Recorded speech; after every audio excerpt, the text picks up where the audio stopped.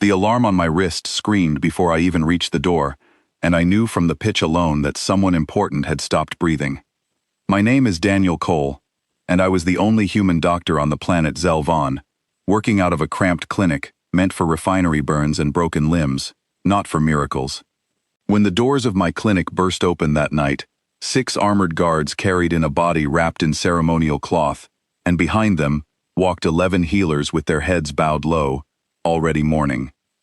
They set her down on my table, and the cloth slipped just enough for me to see her face. It was the Queen, mother of the 9 hives, ruler of every colony on this world, a being who had lived for 400 years and was said to never fall ill, never grow weak, never die like ordinary creatures. Yet there she was, silent, her long limbs limp, her breathing vents closed. The oldest healer, a tall creature named Vesic, stepped forward and placed a hand on my shoulder. His voice was heavy with grief. "She has crossed, Dr. Cole. We have sung every healing song our people know. There is nothing left to do but prepare her for rest." I looked past him at the readings on my small human scanner, the one device I trusted more than any alien instrument, because I understood exactly what it measured. Their machines looked for a musical hum that ran through her spine, a kind of second heartbeat unique to her species. That hum was gone. By every measurement their healers had ever trusted, she was finished. But my scanner was built differently. It searched for something simpler, electricity, any flicker of it, anywhere in a body, no matter how faint. And there, buried under the silence, I saw the smallest flicker of a spark. "Everyone who is not helping me needs to leave this room right now," I said. Vesic's eyes narrowed. "Doctor, you misunderstand. She is gone. This is not a matter of trying harder." "I'm not asking for a debate," I said, already pulling out warming blankets and gel packs. "I'm asking for time. Give me 1 hour before you call this final." The guards looked to Vesic for guidance. After a long pause, he nodded once, and the room emptied except for 2 of his assistants, who stayed near the door, watching me with a mixture of doubt and quiet hope. "I want to explain something before I go further, because it matters for what happened next. Every species measures life and death differently. Humans check for a heartbeat, brain activity, breath. The Vanari check for that internal hum, that resonance running through crystal structures along their spine. It is beautiful when it works. Their healers can sing broken bones back together and calm raging fevers with nothing but sound. But their entire medical tradition, thousands of years old, was built around one assumption. When the hum stops, the person is gone. I had seen that assumption fail before. Weeks earlier, a refinery worker named Torvin had been struck by a plasma discharge along his spine.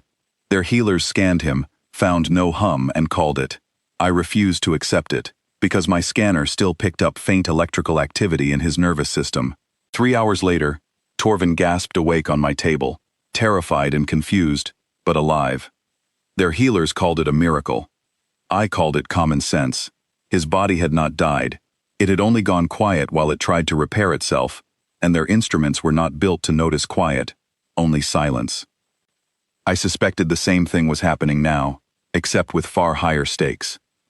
I began warming her body first, because Vanari core temperature drops in a spiral once resonance stops, and cold kills any chance of recovery faster than almost anything else. I packed thermal gel around the base of her skull and along her spine, where the crystal lattice sat closest to the skin. Then I attached my diagnostic leads and ran a low electrical current through them. Not a song, just simple current. Something no healer here had ever tried, because it was not part of their tradition.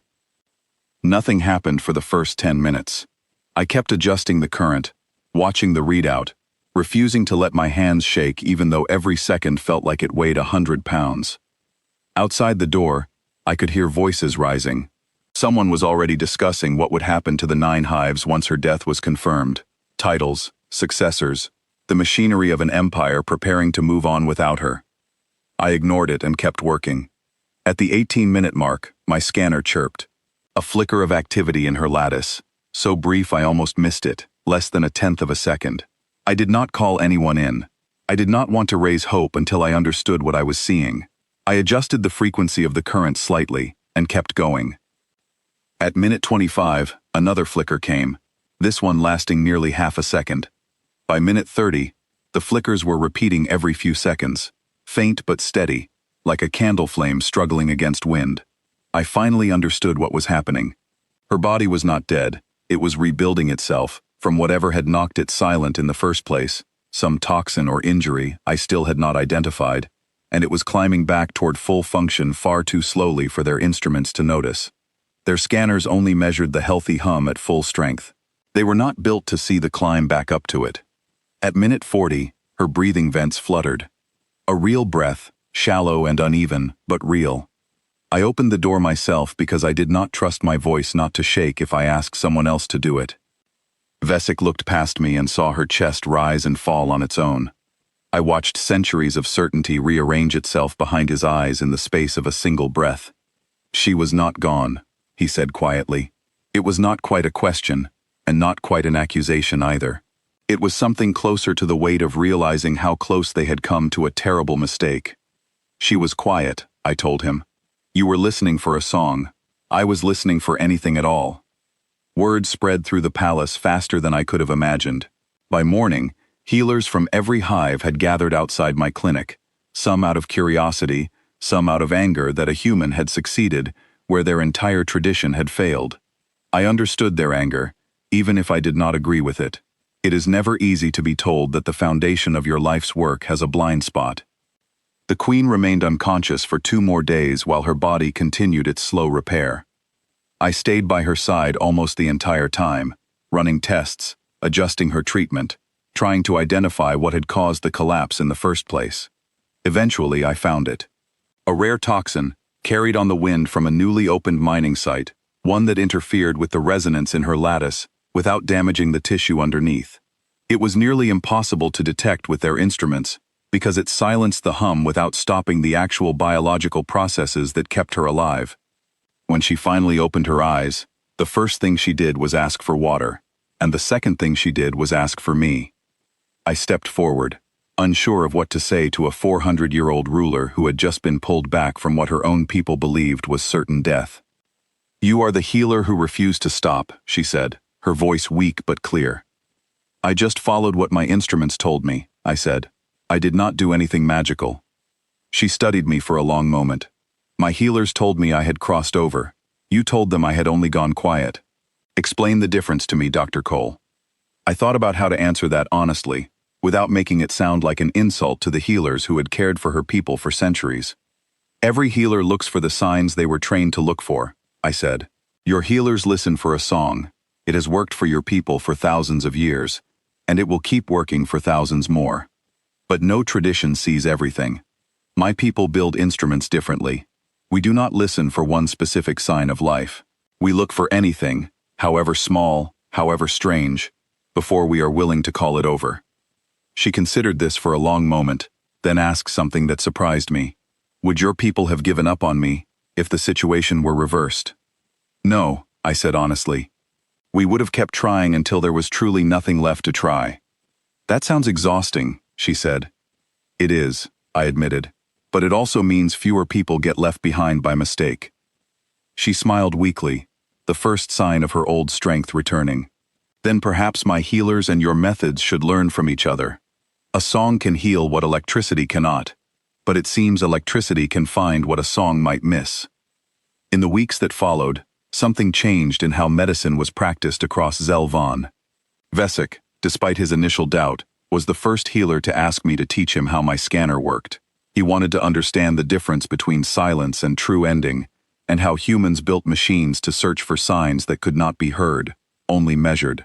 It took time, and there were arguments, because change is never comfortable, especially when it challenges something ancient and deeply trusted. But slowly, more healers began combining their traditional songs with human-style monitoring, using both methods side by side, instead of relying on only one. The queen recovered fully within a month, her strength returning in steady stages until she once again stood taller than anyone else in the room, commanding respect without needing to raise her voice. She never forgot what had happened, and she made sure her people did not forget either. She ordered new instruments to be built for every clinic across her hives, machines that could detect the smallest flicker of life, no matter how quiet. One evening, she invited me to her private chambers, a rare honor for anyone, let alone an outsider from another world. On the wall behind her sat various symbols and artifacts representing the history of her people, but I noticed something new had been added.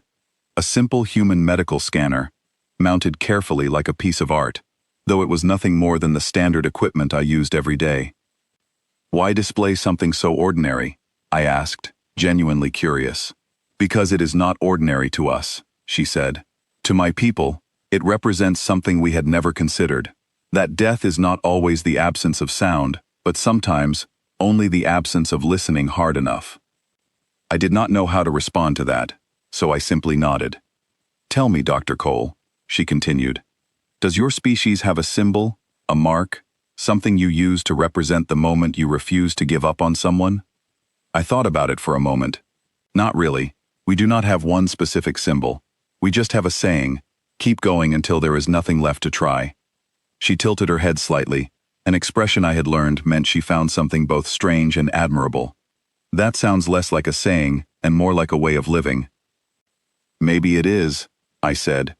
From that day forward, my small clinic became something more than a place for treating burns and broken bones. It became a place where two very different traditions of healing slowly wove themselves together, each filling in the gaps the other could not see. Healers who once distrusted my methods began sending their most difficult cases to me, not because they had given up on their own traditions, but because they had learned that combining both approaches saved more lives than either one alone. Torvin, the refinery worker who had been the first sign that something in their traditional methods could be improved, eventually became one of my closest assistants, learning to read both the ancient songs and the modern instruments with equal skill. He told me once that he still remembered waking up on my table, confused and frightened, unsure if he had died and been reborn, or if the whole event had simply been a strange dream. I told him it was neither. It was simply medicine, done carefully, done patiently, done without giving up too soon. Years later, when I look back on that night, I still remember the sound of my own scanner chirping for the first time. That single flicker of hope buried under what everyone else believed was permanent silence. I remember the weight of the decision to keep pushing when everyone around me had already accepted defeat. And I remember the quiet, steady breath that followed, proof that sometimes the difference between an ending and a beginning is simply the willingness to look a little longer, listen a little closer, and refuse to stop before you are absolutely certain there is nothing left to save. The Queen still rules over the 9 hives to this day, stronger than ever, and every new clinic built across her territory carries both a healer trained in the old songs and a technician trained in the new instruments, working side by side. It is not a perfect system, and there are still disagreements about which method should take priority in difficult cases, but it is better than what came before, because now, when someone falls silent, no one simply assumes the worst without checking every possible sign of life first. I often think about what would have happened if I had accepted Vesik's first assessment that night, if I had trusted their tradition completely and walked away without checking my own instruments. The Queen would have been prepared for rest, her hives would have moved on to choose a successor, and an entire civilization would have continued forward under a different ruler, never knowing how close they had come to losing her by mistake. Instead, because I refused to accept silence as an ending without proof, she lived. And because she lived, an entire world learned something new about the fragile, complicated nature of life itself.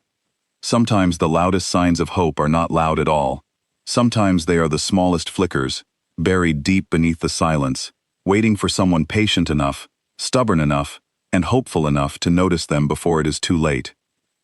That, I have come to believe, is the truest measure of what it means to be a healer. Not simply knowing when to stop, but knowing when to keep going, even when everyone else around you has already said goodbye.